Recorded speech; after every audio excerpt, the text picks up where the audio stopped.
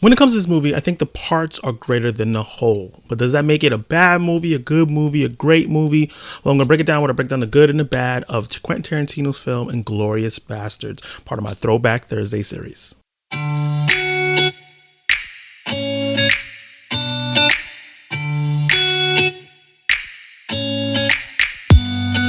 It was the first year of Germany's occupation of France. Allied officer Lieutenant Aldo Raine assembles a team of Jewish soldiers to commit violent acts of retribution against the Nazis, including the taking of their scalps.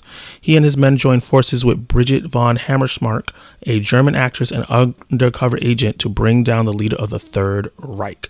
Their fates converge with the theater owner Shosanna Dreyfus, who seeks to avenge the Nazi execution of her family. My enjoyment of this film hinged on three performances. Brad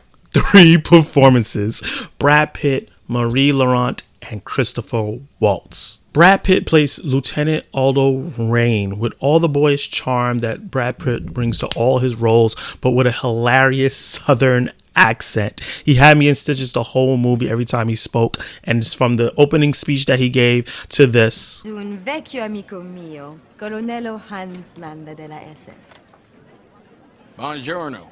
Honestly, that whole interaction was comedy gold. The script did a fantastic job of creating these taut moments that get released with mirthful ones. The underground bar scene highlights this perfectly. It's a lot of people just talking and having fun, and the Nazis just being humans and doing what they want to do, and it slowly gets more intense and more intense and more intense, and releases a little bit, then gets more intense and then more intense until it gets into this all-out shootout. And I think that parts of that section was brilliant. Marie Laurent plays Shosanna. I think she did a fantastic job throughout the film. The power of her character was her way she did her observation was unassuming, but bided her time until she get the right opportunity to take revenge. She had so many moments in this film that were very powerful, but the most powerful is when she came face to face with the man that killed her parents and kept her cool, and then when he left, the reaction she had was amazing and really made me buy into the performance. Christopher Waltz plays Hans Landa, and he absolutely stole the show. Cold, calculating, and absolutely funny. He played his character with so much charisma that I forgot I was supposed to hate him until he gave me a reason to. The opening scene with him and finding the Jewish family was so good. It was amazing. It set the tone, the stakes, and perfectly laid out what kind of villain he was. I think the screenplay did a really, really great job of showing the humanity of the Nazis and playing on that and showing how they're just like us and they're not this monstrous figure, that they're people with wrong ideals, and then also showing the side of the Americans who you see as the heroes and how savage and villainous at some points they can get. But I think the movie did a great job of always reminding you, like, yes, these people are human. They have families. Some of them just have babies, and they are human just like we are. But their ideals and the way they portray the ideals and pushing it forward, and in the terms of war, there's no holding back. You don't give them opportunities. You don't give them grace, because as human as they are, they have a monstrous side to them. Django Unchained is one of my favorite films of all time, and I think that movie is really, really cathartic for me, because as a black man, seeing someone that was enslaved get one up on some enslavers and murder a lot of them was really, really great to see. And I think that this movie is like that, but for Jewish people, but times 10, because yes, Django got to kill the person that had his wife and got her back and everything towards the end of the movie. But this film showcases a Jewish person killing Hitler and most of the Third Reich. Obviously it changes, the way history is and everything like that. But I think it's just such a cathartic feeling of like the what if and what should have happened, what could have happened, and what would have been great if it could have happened and gone down like this, for someone of Jewish descent to kill this person that hunted them so much. I think that Quentin did a great job of giving people that cathartic feeling.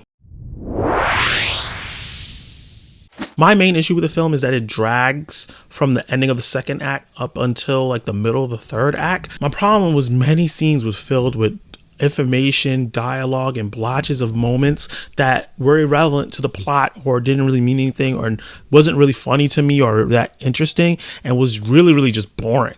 It wasn't, once Michael Fassbender's character, which he was good, he did a good job in the role, up until that nosy general enter the fray, I was kind of bored during most of those parts. I was kind of like, okay, I wanted to see what was going on with the Inglorious Basterds, the bear Jew, and all these other characters that seem really fun. And then he's switching off and showing this weird interaction he's having with Michael Myers in some weird makeup. I didn't understand that creative choice.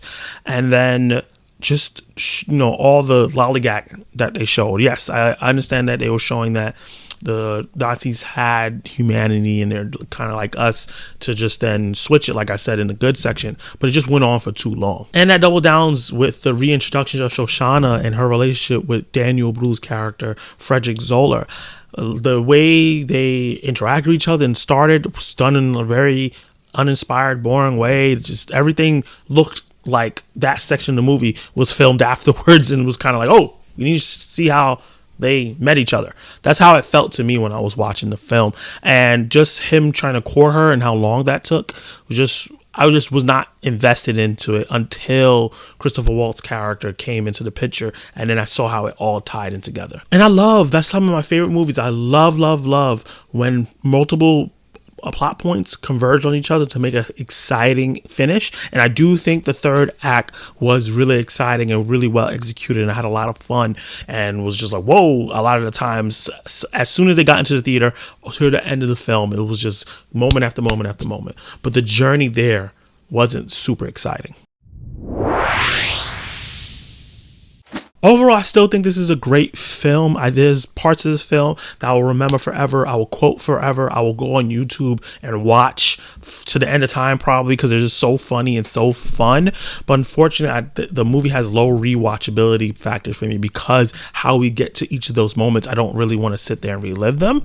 And even though those parts are slow or not as interesting, or it cuts too much between two different characters and makes me feel unsatisfied, I still think this is an important movie, and I still think it's a brilliant film overall by Quentin Tarantino because of what he was trying to say and the way he executed it. So with that said, I'm going to give Inglorious Basterds a B. Did you like it? Did you hate it? What would you rate Inglorious Basterds? Let me know in the comments down below what your favorite parts of the movie and your least favorite parts of the movie.